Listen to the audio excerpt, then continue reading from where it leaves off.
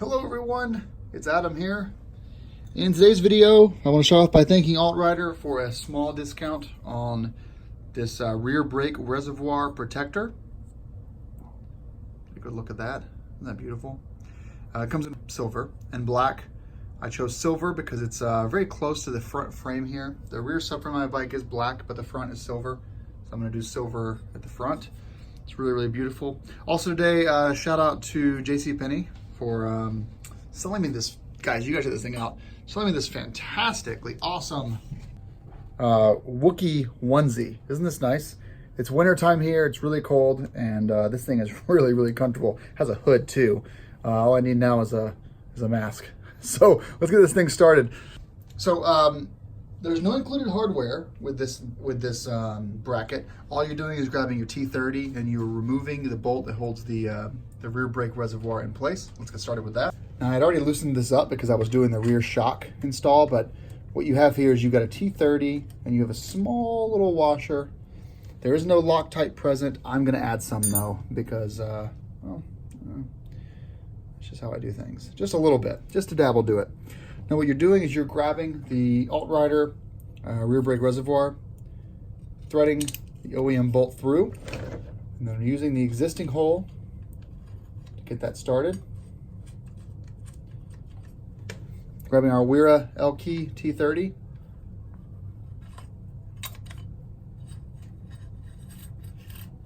And this just marries right up just like that.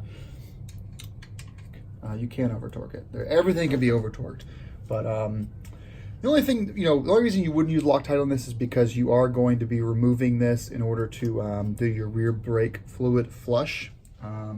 12 months after purchase on your GS, and then every 2 years. I think you should do it more often, but that's just me. Let's look at how this looks compared with the heel guard here. Look at that. It's solid, it's not moving anywhere. If you have an R1200GS Rally, or you've chosen to get a Rally Cordura Blue GSA, that's gonna come with plastic frame guards from BMW. And those frame guards actually interfere with this plate here and on there, because they come up to about here. So you're gonna have overlap. On my last bike, I used a Dremel to clean it up, so that's totally an option. But just to be aware that you will have some issues with the frame guard fitment. It's easy to cut out Dremel right to here, and you won't really have, it won't be too noticeable. The silver frame will still be covered up, but you'll have your rear brake reservoir installed. So perfect fitment, doesn't move at all, covers the rear brake reservoir completely. Let's go on the inside. There's the inside of it as it compares to the reservoir there. Gonna give you guys some up close shots. And then coming back, there's the side of the bike with the AltRider guard installed. Okay, everyone, thanks for watching, and stay warm.